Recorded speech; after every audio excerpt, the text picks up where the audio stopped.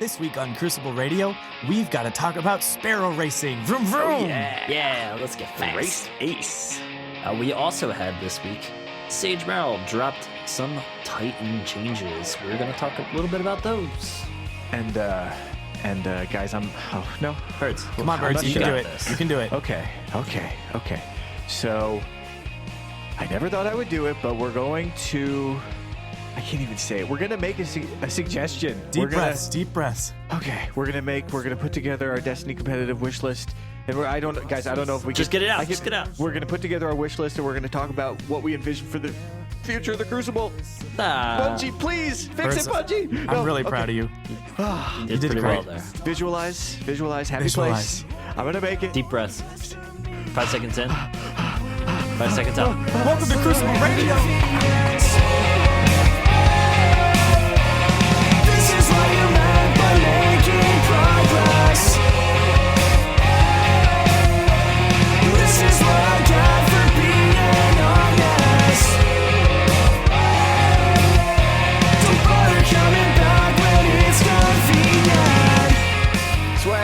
Swain, I'm back. Your boy Birds is back. Welcome. How you doing? I'm doing all right. How about you, Bones? You haven't gone anywhere. No, I'm back, dude. I was gone and I'm back. Same as Birds. Went to the bathroom. I'm Went back. to work earlier today. Now you've come back home, ready to record a podcast. Guys, I have missed so much. I've been traveling for the past week and a half, and I am so out of the loop. What's been going on this week? Oh, buddy, get ready. Some stuff has been happening. All right, I'm catching up. We're here. We're here for you. We're going to break it down, and then you can respond to it live. I like that. There you go. Well, before we get started, I would say the very first bit of Destiny that I returned to was Bones watching your Last Guardian Standing clip that you just posted. You just a steady stream of these clips coming out. But this one is wild. You're on Widow's Court, and you're just pulling off these crazy drag snipes. And it's like, I don't know. I've heard people say, look, you can't drag snipe in year 2. That aggressive sniping style doesn't work. People are just hard scoping lanes now. And if that's what you think, you got to watch this clip because you're just pulling off these magic shots from close ranges. Kudos. Well, thank you. Very nice. I took Real Crafty's advice, and I called 1-800-420-aimbot.org. And no, actually, I've just been practicing a lot, and it feels really good now to be able to be mobile. And that's one of the things I've always driven towards as a sniper, and when I kind of committed to that full-time sniping, is that I want to be on the move. And especially with this year 2 flinch we've got, I don't think it's a bad thing. I think it's just important to not try to get that second bullet off every time. So now I'm comfortable taking a shot and moving or switching to primary and just saying, look, that was that snipe and I didn't make it or I made it. Time to do something new. So I'm just working on moving, and it's fun. But I've been putting a lot of practice into it, and it feels good. I would say that's one of the biggest things I've been working on it too. Is it's tough. It's probably the hardest thing I have going for me right now is backing off that snipe that after I miss it, or getting that first shot and like they're getting that recoil on me and I'm just trying to get that second one. No way. Need to drop it, pull out primary move, or get that finishing shot off. Yeah, absolutely. I know you yell at me all the time about it. I watch Swain's stream and I'm like, going for that second shot. All right. Well, we waited until this is Saturday night. We're recording this episode, and the reason we decided to wait is because PlayStation Experience is today and tomorrow, and we were expecting there to be a big Destiny announcement, and in fact, there was. Someone want to break the news? What do we got? Sparrow Racing League. Woo! Vroom, vroom. Now, here at the podcast called Crucible Radio for all things Destiny PvP. Now, pay attention. It is the show for all things Destiny PvP. Of course, the name implies that it's about the Crucible, which is PvP. Well, I can see why you might think that. Right. I assume from the name. But the cool thing about Sparrow Racing League is that it's player versus player. Ooh. Meaning Sparrow Racing League is PvP. Ooh. It's ours. And that means we get to cover it. Yeah. We're going to play it. We're going to dig in. We're going to talk about the cool new sparrows you could win, and apparently like a bond, or maybe there's some other gear you can win. I don't know. Those sparrow guys all look cool. They had like electricity sparrows and Fire sparrows. fire sparrows. They were zipping around. I'd like to make a statement that when Sparrow League Racing is active, I will not be going by the name Bones. You will refer to me as Vroom Vroom Race Ace. And then, Well, vroom vroom, it's going to take some getting used to, but I'm working on it. If that's what you want. and then 3 weeks after, you can go back to calling me Bones during all of that. But whenever Sparrow Racing is around, that's my name. Vroom vroom race ace. Makes sense. Well, vroom vroom bones. This is going to be a fun one, I think. Riding around in a sparrow is one of those things that you generally you sort of thinking of as being sort of the time you kill while you're going to the place, whether you're flying into a mission or you're out on patrol, or maybe you're playing a big map like Sky Shock. But anyone who's spent a fair amount of time on them know that sort of maneuvering a sparrow around, not running into anything, especially if you're on stream and people are watching you run into anything, and really just sort of masterfully make use of the sort of instant strafe of the boost that you get on like the raid sparrows. It really is a very satisfying thing when you can get into that flow state and sort of sparrow mode. And I find it's just one of the sort of smaller but just enjoyable parts of the game. When you're in the sparrow zone, it just feels good, It's truly one of the more beautiful, fun things to do. The movement and the way the camera reacts to you. I think that's really one of the reasons I knew on day one that Destiny was a beautiful game. Was just like, this feels so cool. And I'm really looking forward to the map design. I mean, we've seen what they can do in the Crucible.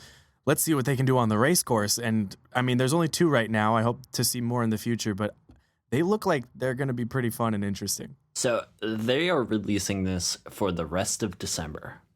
You're going to get a chance to play these 2 maps. One's technically their beginner course. That's the Mars one. And their more advanced one is the Venus course. There's going to be enemies on the course. So like Taken, Fallen, all that, attacking you while you're trying to race. I do have a lot of experience racing past enemies on my Sparrow. I feel kind of bad for leaving them out, but I got places to go, guys. You can go ahead, try and shoot me. And there's also matchmaking, so you can jump in by yourself, or you can bring a full team of 6 and compete against your friends, which is I think is pretty cool. It's awesome that you can compete against your friends in Destiny. Interesting precedent to be set. Yeah, it's also something that Destiny never had, and it's being thrown into the game. Here you go. Here's Sparrow Racing. They're just cramming another genre into Destiny. Yeah, racing games. And like I played a lot of Wipeout when I first got a PS3. I love that game, and I love racing. So I'm going to thoroughly enjoy playing some Destiny Wipeout. I'm not even kidding. In about July, August of 2014, I was on the Destiny subreddit speculating about racing, analyzing screenshots and seeing like damage indicators and going, maybe those are arrows. They point you where to go. This has been a thing on the community's mind for a very long time. And it's really cool that they were like, yeah, let's do that. Let's pursue this kind of this adventure. And the other really important thing to note is that 320 gear will be available. And that's really awesome because that means someone can acquire this solo. If they don't like matchmaking, to try to find a raid, or they haven't gotten good drops, or trials is pretty tough, people are going to get that 320 gear, and that is so cool for people who love to play this game solo. Are they going to be providing set sparrows for us to use, or do we get to bring our own sparrows into the race? I assume we would get to bring our own. You can. You can bring your own. They said that all sparrows are the same, except for I would guess except for the vault of glass ones, but you risk blowing up on those. So I wonder how that mechanic's going to play into it, because I know we've argued before, sort of off the record, about whether it's faster to use one of the boosting sparrows or to just use one with a high base speed value, like the year 2 sort of all black one. I forget so what it's cool. called. Yeah, and that one, it's just all around fast. You're not going to outrace, the Vault of Glass one that's boosting, but whether on a big enough time scale, one of them proves a little more effective than the other, or if maybe it's something map choice dependent, or if you're going in with 6 people and you maybe have a bit of a team strategy. We'll see how the scoring works. We'll see sort of how the game type plays out. But I do love just feathering that boost just to the point where I'm continually about to burst into flames. And then sometimes bursting into flames and trying to aim the sparrow at somebody I don't like. So it's limited. Like I said, it's limited to December. So if you'd like it, be vocal. Let Bungie know. They'll bring it back. They'll bring more maps. I think that's the whole point. They want to test the waters to see if the community likes it. Yo, those racing suits, though, those are so sick. Slick. Matching colors. You can get a new racing sparrow and match your outfit to the sparrow. And you can also wear all of the masks from Festival of the Lost. You can wear whatever you want. I'm going to be rocking the skull. Anything from year 1 to now, you can put on. It won't matter because you're just on a sparrow. Awesome. Gonna pull out some of that old Future War Cult gear. Play a little dress up. Well, we got sparrow racing, guys, but long awaited, much vaunted, and certainly causing a bit of a stir, we found out something else this week, kind of a big deal. Mm-hmm. Our buddy Sage Merrill, who we had the privilege of meeting when we visited Bungie. You heard him talk about fruit space. Yes, That's him. He brought the term fruit space into our collective understanding and answered a lot of questions about it in the process.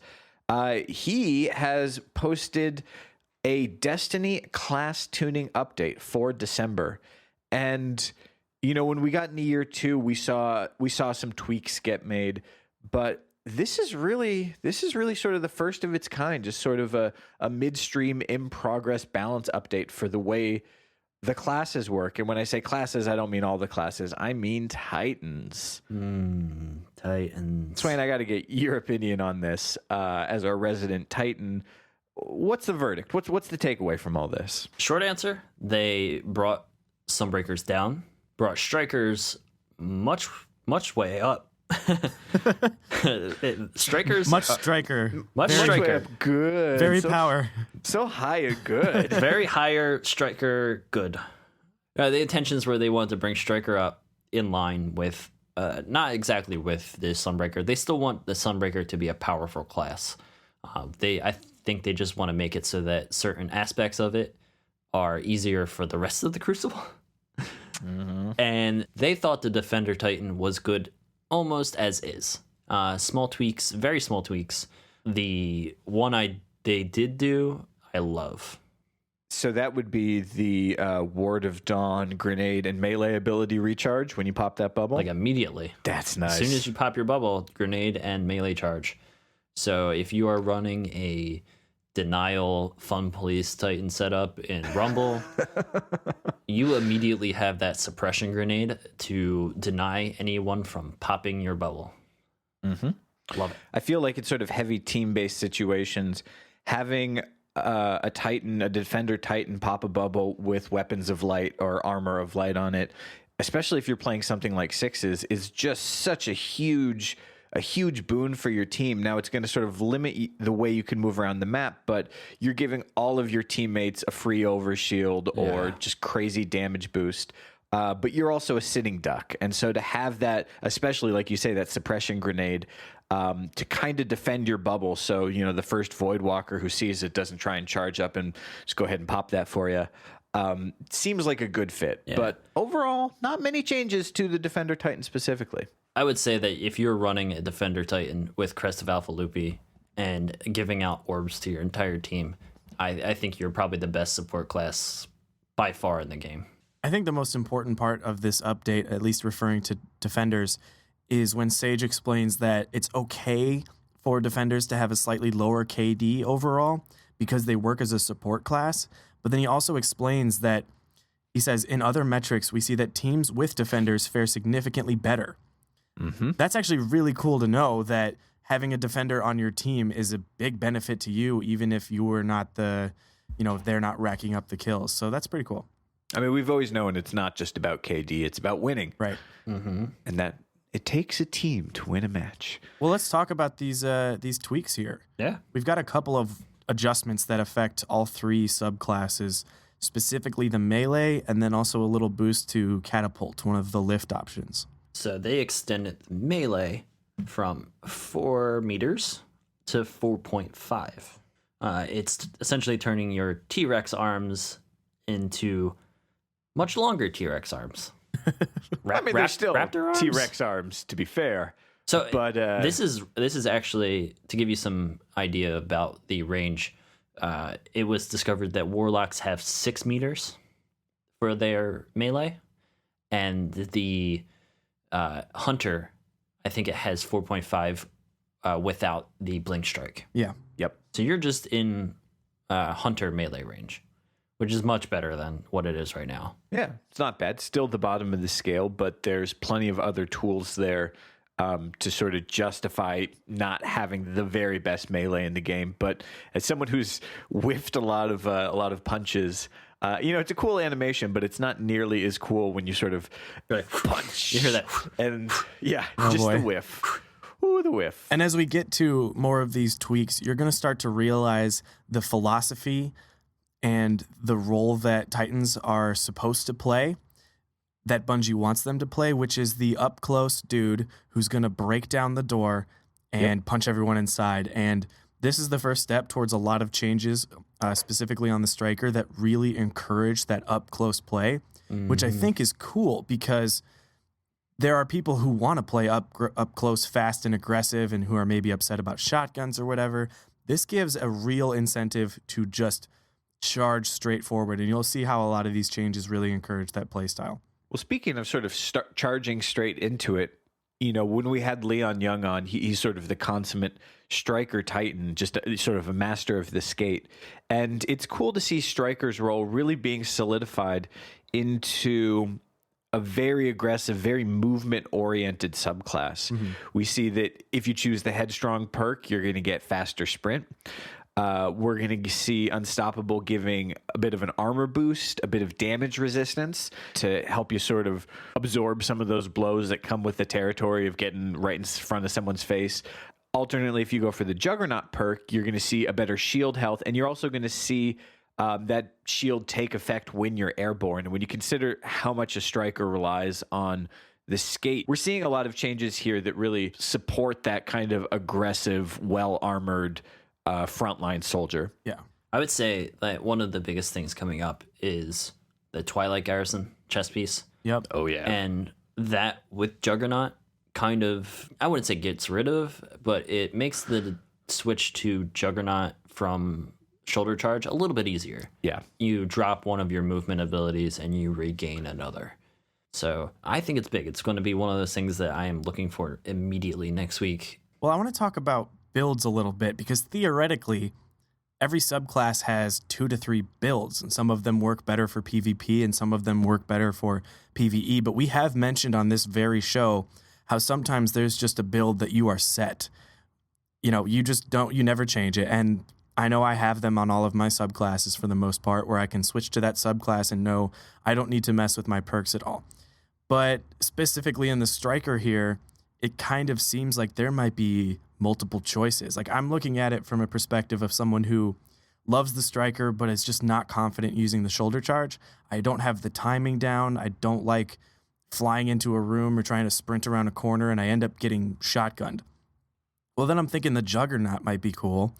A perk that has previously, let's be honest, never been used in the Crucible. It's you don't see it. Not once. And so I also value skating incredibly, but as far as the classes I'm successful with, which is Sunsinger, I use that focus burst as short movement opportunities, and I stay very careful and I'm not flying around fast. I can use that catapult with that Juggernaut to escape more than I can use it to charge ahead. So suddenly we have this Striker who might be pretty capable of just holding ground and map territory, keeping people away from a control point or something like that. They don't have to be running laps around the map, but they still can get in anyone's face and prevent them from moving forward. I would like to talk about Catapult a little bit because in here it says that they wanted to ship a much more broken version of Catapult. They thought it was going to be way overpowered, and so they, even before release, they brought it down, tuned it down a little bit. As someone who uses the better control, because that's what you need to do as a Titan, I'm pretty interested about this because Faster initial velocity of 5%, that's kind of big when you're adding to your movement and skating around the map. I will try it out. We'll see how it affects it. Yeah, I was talking to Tefty Teft and the Black Link about that, about how it's just got some serious competition with Titan Skate with the controlled lift for Catapult to suddenly be the go-to decision. But I hope it's used a little bit. It's just like skating is so clutch. I could see it being one of those things where it supports that really close play. Mm-hmm. If you can close the gap that quicker, it might be great for getting right to their face and getting right there, melee range, shotgun range, all that. One thing that's interesting about the catapult is I've always thought of it as sort of more of a combination vertical and horizontal boost instead of the increased control, which you can really keep, for the most part, fairly flat. There's nothing wrong with getting up in the air as long as you can be unpredictable about it. As soon as you sort of have that set trajectory, you do become a sitting duck for a good sniper. Twilight Garrison. And Twilight Garrison, I think, is probably going to make that a much more viable build. So you can take advantage of some of the height and not be up there floating, waiting for somebody to pick you off. I can already see it being banned from Sweaties.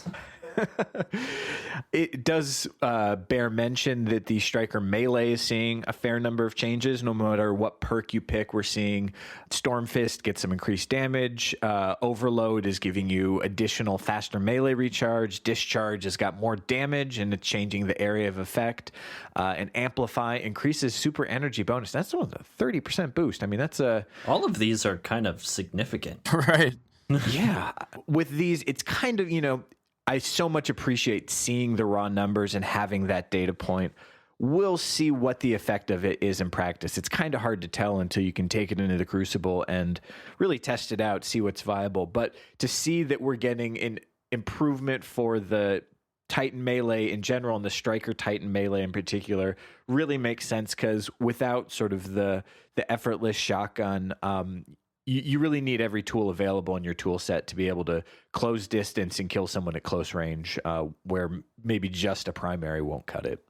Well, we know the Strikers are making a comeback, but let's stop beating around the bush. We gotta talk about these pesky Sunbreakers. Ooh, they've done it. They said they were going to do something, and they've certainly done something. One thing that, and Bones, you mentioned this, you talk about that perfect build. Sage specifically mentions that Sunbreaker really just had a set build for PvP, and I know you guys have experimented with other options, but it's pretty clear that Forge Master, Flameseeker, and Cauterize in particular were just dominating your average Sunbreaker setup. Yeah, that's what I use, because right now that's, why wouldn't you want more hammers and seeking and healing on all of those hammers?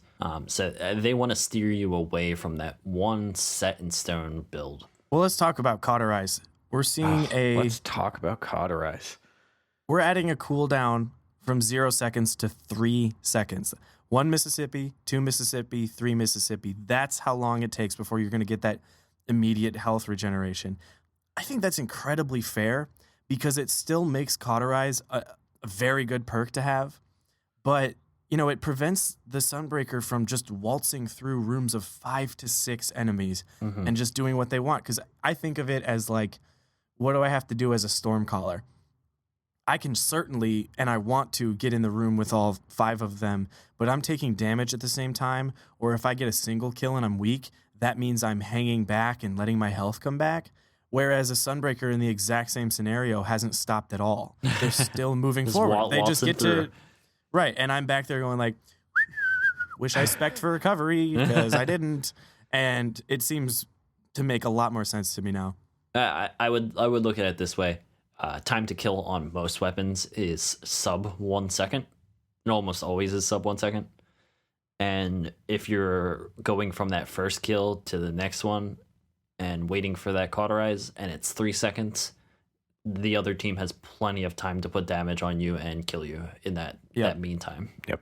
I think this really, more than all of the other changes, not from the Sunbreaker's point of view, but from everyone else's point of view, really addresses the main issue people had with Sunbreakers is that they're impossible to kill. And now they can't just rely on that instant cauterize. That really sort of cements Team Shot as a viable strategy. Yeah, you might lose one while that first cauterize kicks in, but you don't feel like if you happen to land a sniper headshot that it's totally wasted because they'll toss one hammer and it's like it never happened. So the other few things they did, they tuned Flame Seeker. Flame Seeker is the perk that helps your hammers track. They turned down the hammer tracking bonus by 25%. And they removed the +1 recovery and the +1 agility stat bonuses that come with choosing Flame Seeker in your perk tree. I think that's pretty big. That's like it's already kind of tough for Flame Seeker to proc. Well, not proc, but like To see it bend, you know. yeah, to see it bend, and it's no truth. It's not even close to truth. So now it's going to be a little bit less of like a must-have. I think the big thing there is I remember when I was leveling up my Sunbreaker and I unlocked that node that gives me a +1 recovery and +1 agility, and I shrugged. Like, why would I ever even read the next descriptions? Yeah, That's an amazing stat boost. That's always going to be in effect. Like, of course I use that perk. yeah. Yep. It makes total sense why they would switch it to Fleet Fire and Firekeeper. I mean, those other perks were just not necessary. That also turns down your ability to cauterize when you actually do. Having less recovery is going to make it tougher to come back from the red. Okay, so let's keep that in mind. Still talking about Cauterize having a 3-second cooldown. Now these hammers don't track as much. The specific super adjustments, we have a reduced damage resistance during super, negative 9.09%, which brings them to right about 50%. Is that correct? Mm-hmm. And then we also have Hammer of Soul, slow hammer travel speed by 1.32%. So it sort of feels like how a super should work, especially with one of these, long-lasting ones where you're able to take damage. You have to now move carefully through the map. You can still move quickly if you want to, but you've got to time your hammers. You've got to throw them well, and no more of these spamming hammers without looking. Because I can guarantee anyone who's thrown a hammer knows what it's like to throw it and just turn around knowing that it's going to get the guy. Like, you don't even have to think about it. You just continue on with your rampage. I always save that last hammer for just throwing it in a direction of a spawn. Yeah, right? It's like, whatever. Like, you cleared the team. All right, turn around. I know the spawn's over there. Let me just toss it that way, just in case. As a hunter who enjoys jumping around, big fan of jumping around, not always the wisest move, but it's Big fun fan. and I like it. The air's great. Yeah, it's so breezy up here. I am happy to see sort of the conjunction of seeing that hammer travel speed reduced, and granted, only by 1% and some change, but that plus the minus 20% on Forge Master on that splash damage reduction, because I think that really opens up another option, something that, though I'm not always successful at it, I really enjoy, which is dodging hammers. It really takes a certain kind of timing and an understanding of what the other person, throwing those hammers is seeing to kind of predict it. But if you can get a Sunbreaker to waste 3 or 4 or 5 of those hammers trying to nail you, or be trying to escape and know that Hammer, it's nail. yeah. Oh, good one. It's not just about sprinting in the opposite direction as fast as you can. You can spice up that movement to, juke them a little bit. I think there's just a little bit wider door there for skilled players to outsmart some of the Sunbreakers out there. Look, I'm happy with all of these tweaks. Sunbreakers were very strong. I loved killing them. I'm going to enjoy killing them even more now because guess what? I can snipe their faces off, finally. That's like the main thing I've said on this show where if I've ever complained, it's that I can't snipe someone out of their super because that is highlight reel material every time, baby. Mm-hmm. And you can bet I'm saving some Sunbreaker snipes. That minus 9% damage resistance, is that enough to put it into one headshot kill from a high impact sniper range? I do believe so, because I think Sun Singers get 50%, and this is pulling them down to right about there. I'm sure Titans will still spec for some pretty high armor, but I do think it's doable now. If it's not, I'll lose my mind. Oh, they're there. You'll be okay. I'll lose my mind. Worth mentioning too, Sunstrike got the decrease to damage over time from 6.5 to 5.5 seconds. Look, it's still a great choice if you can happen to land that melee, but it's not a one-hit melee kill, which is kind of a relief. Yeah, That was a little terrifying. Look, if you want to get that massive punch force, you got to play Striker. Yeah. That's the class you want to play if you are trying to punch people in the face. It just makes sense now. So all these changes, all of these nerfs and buffs and different, moving around of things, Sunbreaker is still going to be a force to be reckoned with. They're not reducing the amount of hammers. They are not changing it in other ways. You're going to have to still be afraid of a Sunbreaker when they pop that hammer. As you should be, because that gong is terrifying. More of a tang. Tang! Dun. Also, if you want to hear a little bit more thoughts about the changes to Titans, there's a video on PlanetDestiny right now of me and Tefty Teft and the Black Link, and we get a little bit of PvE thoughts in there because this definitely affects the PvE game as well. So head on over to the YouTube channel and you'll find it. It's good stuff. We'll provide links. So we saw in the past week, Bungie deliver us 2 big things on the community wish list. And look, I'm not going to lie. We're human. We've got some wishes of our own, and we've struggled a lot with, whether that's something that we want to bring onto the show to sort of talk about the things that might happen. I'm personally just allergic to the idea of a suggestion or speculation in general. I enjoy the game as it is. I enjoy every round of changes, and I kind of like getting used to the current one, and then when the next one comes along, it changes everything, and, that's part of the process. But to be honest, we thought maybe there was a chance that we were going to see something other than Sparrow Racing as well coming from PlayStation Experience. And it just kind of got us thinking, what is it exactly that we would like to get out of Destiny in the next year? Well, on this show, we are competitive. And we understand that Crucible is a blast when you're not taking it seriously. But the fact of the matter is, a lot of people do take it seriously. And one of the more impressive things this community has done that I've been able to bear witness to over the past year is see a competitive underground sweaty scene arise. And a lot of people want to argue that the game's not competitive without certain features, but the game is what you make of it, and a lot of people have made a way to fight each other, put good players against good players, and really, show everyone what they can do in a truly competitive scenario. And that's really exciting. But I think at least on my wish list is sort of seeing both Bungie and the community sort of push that together and really encourage more people to get into it and not have this barrier between streamers and sweats and argue which one is legitimate or not. It's all just so cool, and it's so inspiring to see people making this game fun and people enjoy the competition. So I want to see that encouraged more on all aspects from everyone. But I would say there's a big problem. The problem is, for someone like myself, I want to play against these better players, and I want to put myself in that, that rank where I should be. Mm-hmm. What the people I should be playing against, because I am improving, and my KD and all that is going up, and I feel like I want to improve. And Sweaties seems so great, and being a part of that team seems like I would have so much fun. But there's this barrier. It feels like I'm not going to be able to break into that and bridge the gap to, these competitive players. It's a little intimidating. Like, I don't want to go in and be like, they're going to stomp all over me and then, be like, oh, who's this guy? Why is he here? I want that.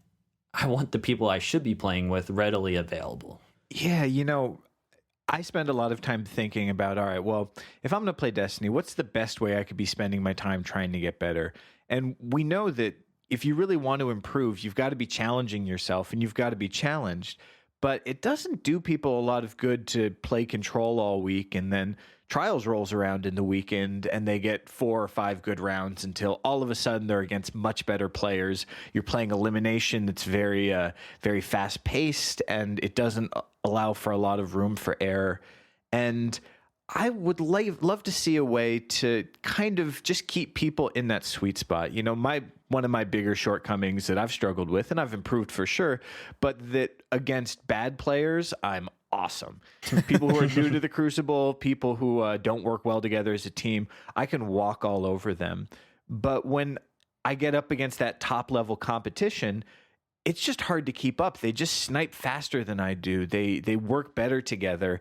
And I'm getting there, but what I really would enjoy doing is just spending all of my time kind of at that sweet spot, which is to say playing against people who are really at the same skill level that I am, and to be able to say, hey, look, you know, when I'm playing Control, then maybe I'm going to pull out, at least with this current meta, pull out this auto rifle, you know, get right up in people's faces with a shotgun and just charge and end up pulling out a big KD. And to not have the very real experience of trying that out against progressively better players and realizing, oh, well, maybe my strategy needs to shift a little bit. Maybe I need to sort of change my loadout or change how I move around the map. And I would love to see a ranked playlist that, if nothing else, just guarantees that the people you're playing with are not going to be the best of the best or the worst of the worst, but just sort of wherever you're at on your own journey, here's some people to play with who are going to match you neck and neck. Well, what do we see so often as Crucible advice givers? We see this word inconsistency come up so often. Absolutely. With players who have been improving and they've been working hard, and they feel like, oh, I just did great that game and I did terrible this game. Is something wrong with me? Can I just not be consistent? It's frustrating. And of course, you've heard us before. We're always going to say, you know, look inward and sort of self-analyze and say, what could I have done better in that situation? Don't blame a gun. But the fact of the matter is, you can waltz into a publicly matched game and run into someone who's very good, and you'll never be able to know unless you go in and inspect them. And it can just throw your game off, and you feel like, why did I do so poorly?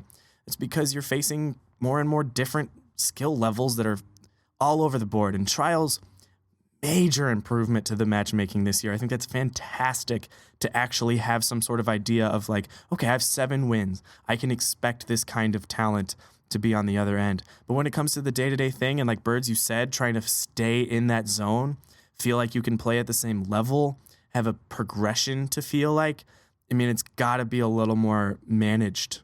You know what I mean? We can't just have pure chaos every time we matchmake. And I really sympathize with a lot of players who feel like they're just feeling inconsistent, and it's just how it goes right now.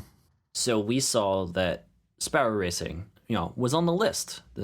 The community wanted it, and they got it. Bungie delivered. So I feel like this is our way of saying this is what the competitive community wants. Even more than the competitive community, this is what a lot of people want. Yeah, this is what a lot of people want, to feel better about the Crucible, to feel better about playing every day and playing between trials. Yep. I can get beat down a little bit about it, but I still have a lot of faith in Bungie. I'm excited to drive around on my Sparrow. I think that's the coolest thing in the world. And I look forward to some cool things for the Crucible in the future. It's just something I'm really eager to hear some news about. I do just want to say this. I want to throw it out there because, look, I don't do suggestions, but I'm doing one, and if I'm going to do it, I'm going to do it right. You've earned it, Birds. And this might not be a popular view on the topic, but I just look at the competitive community right now, and I see, look, there's just one, it's not even a bug, but just kind of a glitch in this matchmaking. You know, when you see that you're flying into a match, you know, a skirmish match is going to say, all right, evaluating 3 out of 6, searching 3 out of 6, evaluating 6 out of 6. And just by sort of learning to read those cues, we've had this huge explosion of a community that has not only put together private matches, but they've built tournaments on top of that. They've built skirmish leagues. I mean, these guys are playing for months in ranked teams that they built all on their own. And if that's taught me anything, it's that Bungie doesn't need to build this kind of competitive community. It's already there, and it's only going to keep growing. And it really didn't take much. So when it comes to what my dream, let's say, ranked playlist would look like, give me something simple. The sweaty scene, or, you know, a sweaty match by definition is almost always a skirmish match. You know, we're not playing Control, although you do see Control tournaments sometimes.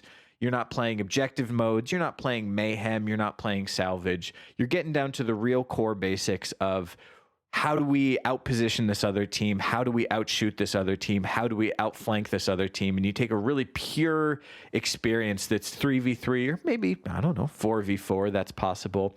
And just start there. Just give me one boring old playlist that's got nothing fancy going on, except when I fly in, I know that the 5 or the 7 other people I would get matched up with are all kind of on a bird's level and ready to challenge me just enough. And just start there. Maybe it can be, we can have a ranked mayhem playlist sometime in the future, but I say let's keep it simple. Let's start with the basics and let's build on that foundation. Right on. They've shown in the past that if you give us the tools, the community will deliver. If you build it, they will come. I mean, you could look at custom matches the same way, to be honest. Yeah. I mean, there's always been sweaty rules in the community. These evolve over time. These get discussed and modified and ratified by the community. And it's understood things like if you wave at the beginning of a competitive match, that means don't pick up heavy if the other team waves back. Or that exotic armor might be banned. Pocket Infinity, a fusion rifle that enables a very particular kind of play style, is generally not allowed. Even some groups have gone so far as to say, here are given perks on a subclass that aren't allowed. Here are given armor loadouts or weapon choices, no final round, for example. And it doesn't really take much more to enable that than just being able to communicate and being able to really unite more than just as competitors with another team to say, here's the rules that we're going to play with. Now, that's not going to work on a universal scale, but we didn't need any cool features there. So Bungie is the master of the custom lobby, all kinds of features, all kinds of selectors and filters and map chooserizers. And maybe that'll come someday. But for starters, I really don't think you need much. Just put something out there and see what grows out of it and support that as it comes. And hey, look, if you want to just have some fun and do some goofy, sweaty matches, come hang out with me and Swain on Twitch. We will stream it. We will get a group together and we will do Monte Carlos only and have so much fun. It's a total blast. I really encourage anyone who feels like they need something fresh in the Crucible to find their friends and say, guys, look, this doesn't have to be serious. We're going to match up together and we're going to say only sidearms or whatever you want and be in a party together and just have the most fun you could ever have. It's a huge blast. I also know that there's many, Crucible cartographers out there who would love nothing more than to be able to just explore every nook and cranny of the map without having to worry about someone chasing them out of it, or the Crucible scientists who want to sort of set up different scenarios and play them out and figure out what works and what doesn't in a slightly more controlled environment. And like you say, it's more than just the top tier players sort of getting the tools to compete for the title of who's number one. It's just a completely different way of approaching the PvP and what it means to fly into a match. Oh my God, I can't believe I just did that. You did it. Oh man. You've earned it. Take everything I have to not edit all of that out and say, no one wants to hear my fantasies about what it could be. But I'd be lying if I said this isn't something that we haven't thought a lot about and that all of us just deeply care about this. And hey, if we see it come in year 2 or we see it come in year 3, I think Bungie's proven that they're going to take the time to do it right. So here's looking to tomorrow, but I'm looking forward to still playing today. Yeah. Oh, I'm looking forward to Mr. Tiger Man. Mr. Tiger Man. Mr. Kitty. Gonna kill you in the Crucible. Where's my barbershop? Well, Mr. Kitty got here. Fallen as playable class. I'm calling it 2017. Just you wait. Randall. Getting all my suggestions and speculation out right now. I'm going to play as Sepix. Just floating around. Servitors Sepix OP. Where's the next balance? All right, guys. What should we do now? Maybe cut to a little music? Play a little music for the folks? Yeah, if we throw some music their way. They like music, right? A little musical break.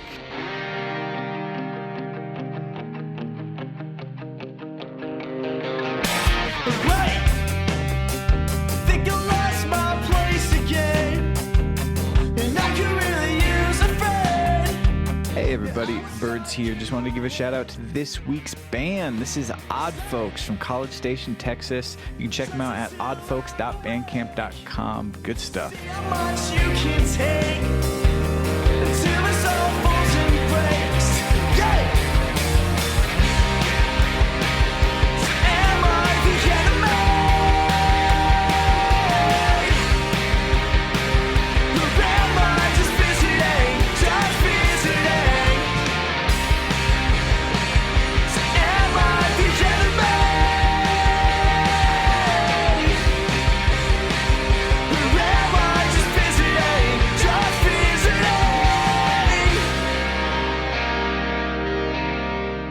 Well, welcome back, folks. No guest scheduled this week except for you, our listeners. We asked you guys to ask us what you wanted to hear us talk about. We got a lot of responses, and let's just get into it. Let's answer some questions. What do we got? Here we go. All right, we got one from Handsome Dragon. He asks, with the upcoming balance adjustments coming in December, what do you see as the next nerf outcry from the community? Ooh, that's an interesting one. It's hard to predict these things, you know? Yeah, that's tough. I'm going to be, and this is not a new nerf request. This has been there since day one, but now more than ever, I think you're going to hear some people getting cranky about sniper rifles. And I don't think it's accurate because it remains a very high skill weapon, more so than ever. But I think people are going to maybe focus a little bit on getting killed by that. And there's going to be some groaning about it. But There's also going facts of life. There's also going to be a lot of noobs trying to use it. That's how you start. I mean, you got to think about it. People have been sniping since day one, and they are very good at it now. And it takes a lot of skill. It's very tough, and it took me many missed snipes to really get where I am with it, which is not to say that I'm the best by any means. So please do not just rant about aim assist or go watch our interview with John on the PlanetDestiny YouTube where he explains it in full so you can never be confused about it again. There you go. Boom. Next. At William Gibson, he goes, do you think Bungie needs to look at all the other subclasses, and what changes would you make? Man, I have no ability to make suggestions after reading these Titan balances. I think they are the only ones that will ever really know when it comes down to it. I think we can, toss out some well-educated ones, but as far as suggestions go, I just sort of let them do their thing. What I would really love is maybe a look at Voidwalkers, because it was always my favorite class once upon a time, and it's been a while since I felt like I can dominate with it. Of course, they're going to, but I would love it if that got some attention next, please. Yeah, put me down for Voidwalker, especially with, what's that new Voidwalker exotic, Ophidian aspect? I took one look at that and say, I'm rolling with Void for a while. Or maybe I'm rolling with something else, but using that exotic. But I'd love to be able to get that synergy. And so if we see a little bit of an update there, well, I wouldn't complain. Yeah. I can't complain. They just did my class, so. Yeah, shut up. You're all set. You're done. I'm good. All right, next question. All right, next question from That's Mr. TOU. They ask, scout rifles are my jam in PvE, but I can never get them to work out in PvP. Are there any strategies you would recommend? Hit headshots. Scout rifles are, of the primaries, a high skill weapon if there ever was one. It's better to pace your shots a little bit and make sure you can land those headshots just for the flinch and to really cement that TTK. Look, getting that first shot off is more important than anything else, but just aim a little bit higher, aim for that head. Even if you don't quite make the headshot, if you're using a high aim assist scout rifle, and we'd be happy to make some recommendations there, you're going to find that you can really get those TTKs from the 3 or the 4 or the 5 headshots that the different archetypes take. Good question. I got one from @memosbox. Favorite metal band? Oh, dude. I love this band called Intervals. You can check them out at intervalsmusic.bandcamp.com. And you should just go there to look at the album art for the new album because it's all just pastel colors and half the album is jazzy and he's just giving up the pretense of being heavy. But oh my God, just the entire discography. It's so heavy. It grooves so hard. The solos, just the riffs are out of control.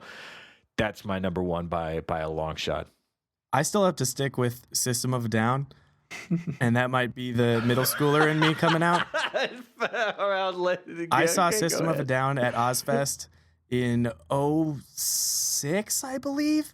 And these two people sold me and my friends their tickets for a couple of, so they could afford beers on their way out. And I just like didn't understand that. So we're like, sure, $5 for these tickets. What does this do?